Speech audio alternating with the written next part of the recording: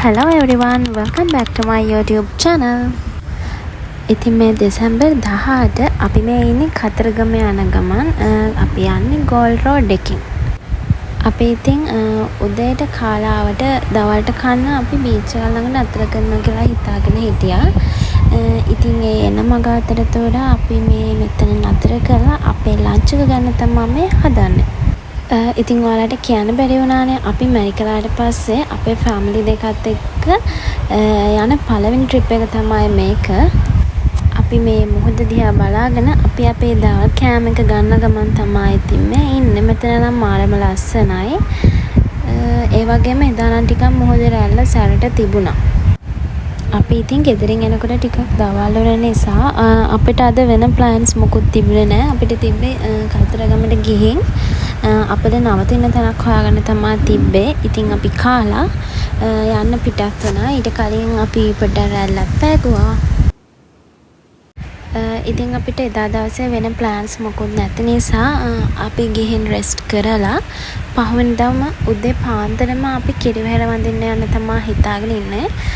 මොකද දවල් වුණාම අවුවත් වැඩි රස්නෙත් වැඩි ගොඩක් අමාරු වෙන නිසා අපි තීරණය කළා උදේ පාන්දරින්ම පිටත් වෙන්න.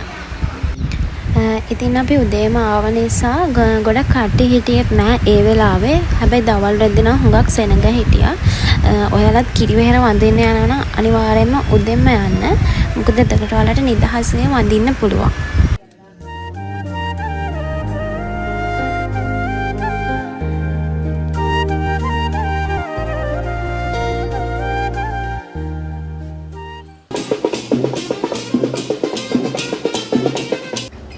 දැන් අපි මේ ඇවිල්ලා ඉන්නේ දේවාලය ඇතුළට. ඉතින් අපි මුලින්ම යන්නේ කිරිවෙහෙරට.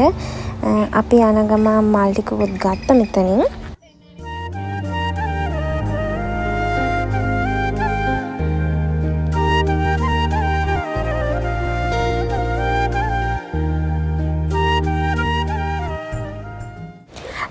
ඉතින් අපි මල් පූජා කරලා පහන් පත්තු කරලා අපි කිරිවෙහෙර යන පිටත් වුණා. යන අතරමඟදී අපිට ඉතින් මෙන්න මේ යාළුවවත් හම්බුණා. ඉතින් අපි එයාවත් බලාගෙන ඉස්සරහට යමු.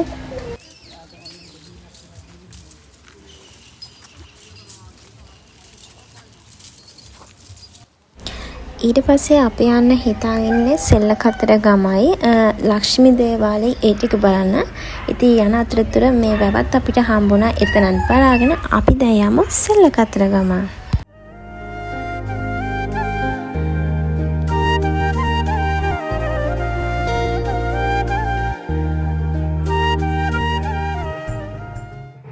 අපි මුලින්ම ආවේ ලක්ෂ්මී දේවාලයට.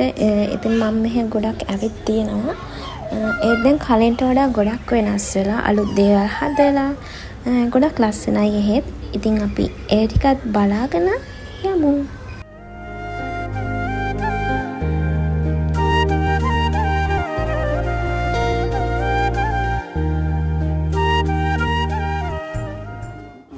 දැන් අපි මේ ඉන්නේ සෙල්ල කතරගම පන්සලේ. ඉතින් ඔයාලට මතක ඇති පහුගිය ගම්වතුර කාලේ මේ හරිය හුඟක් යට වෙලා තිබුණා. මම ඔයාලට ඒ ටිකත් පෙන්නන්නම්.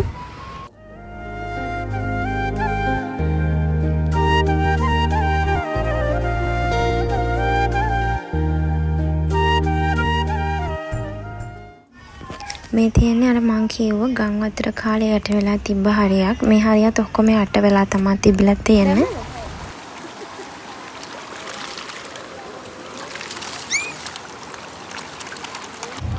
ඉතින් ඔන්න ඔය විදිහට දවස් දෙකක අපේ කතරගම ට්‍රිප් එක ඉවර වෙන්නයි හදන්නේ.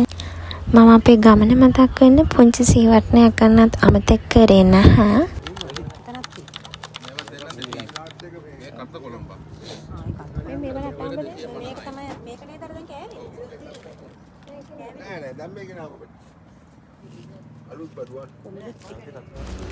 ඉතින් අපි මේ ගෙදර යන දවසේ යන අතරමඟදී අපි නැවතුව එළවලු අරගෙන යන්න. මෙහි එළවලු තියෙනවා. ඉතින් ගොඩක් දේවල් පළතුරු තියෙනවා. ඉතින් අපි ඒවා ඔක්කොම අරගෙන යන්න තමයි හදන්නේ. ඒ වගේම කතරගම ගියොත් නොකා යන්න බැරි කිරිපැණි කන්න අමතක කරෙත් නැහැ.